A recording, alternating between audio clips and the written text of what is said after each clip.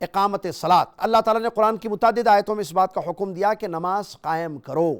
اقامت صلاۃ یہ دین کا، اسلام کا رکن ہے۔ 5 وقتہ نماز پابندی کے ساتھ، مرد جماعت کے ساتھ وقت مقررہ پر، عورتیں اپنے گھروں میں وقت مقررہ پر، جیسے کہ نبی صلی اللہ علیہ وسلم نے تعلیم دی ہے اسی طریقے پر اس عبادت کو انجام دینا۔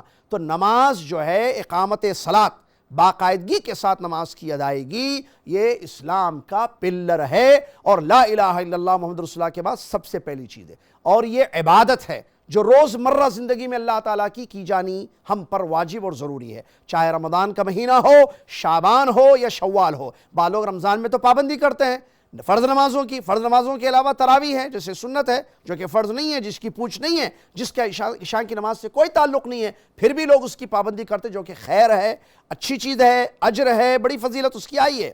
لیکن افسوس کے ساتھ کہنا پڑتا ہے جب رمضان ختم ہو جاتا ہے تو فرائض چھوڑ دیتے ہیں۔ فجر عید کی غائب، عید کے دن کی ظہر غائب، عید کے دن کی عصر غائب، عید کے بعد کی جو زندگی ہوتی ہے شوال یا اس کے بعد کی مہینے ہوتے ہیں ان میں نماز قائم نہیں کی جاتی ہے، جبکہ معلوم ہونا چاہیے ہم مسلمان ہیں، ہم اسلام سے وابستہ ہیں، اور اسلام اللہ کا دین ہے، اور اسلام کے ارکان میں سے یہ اہم ترین رکن ہے کہ نماز قائم کی جائے۔ اور آپ کو اس کی اہمیت وغیرہ بہت سارے مسئلے اس سلسلے میں، صرف اتنا بتاؤں کہ قیامت کے دن نبی صلی اللہ علیہ وسلم کی حدیث سے جو بات ثابت ہے وہ یہ ہے کہ قیامت کے دن اعمال میں، عبادتوں میں سب سے پہلے جس کے بارے میں سوال کیا جائے گا وہ یہی نماز ہوگی۔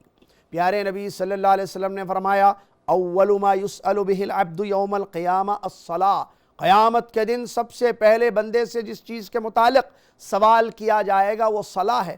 اگر یہیں پھنس گئے تو آگے کیسے بچیں گے ہم؟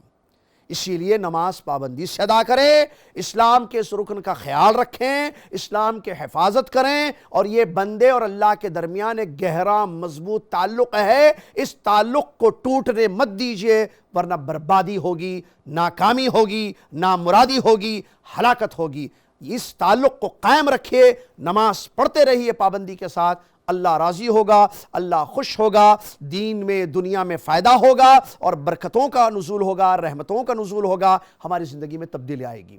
یہ نماز کیا ہے؟ ایک عبادت ہے، اور عبادت کا طریقہ ہم اپنی مرضی سے نہیں کریں گے، عبادت کو لوگوں کو دیکھ کر نہیں کیا جائے گا، یا آبا اور اجداد نے جس طریقے کو اپنایا ہے اس طریقے پر عبادت نہیں کی جائے گی، بلکہ عبادات توقیفی معاملہ ہے، اور اس کے لیے اسوہ ہیں محمد الرسول اللہ صلی اللہ علیہ وسلم۔ آپ صلی اللہ علیہ وسلم نے فرمایا صلو کما رأیتمونی اصلی، نماز ویسی پڑھو جیسے تم نے مجھ کو نماز پڑھتے ہوئے دیکھا ہے۔ مرسی ٹی وی کے مزید ویڈیوز کے لیے ہمارے چینل کو سبسکرائب کریں اور بیل آئیکن کو ضرور دبائیں۔ جزاک اللہ خیرا۔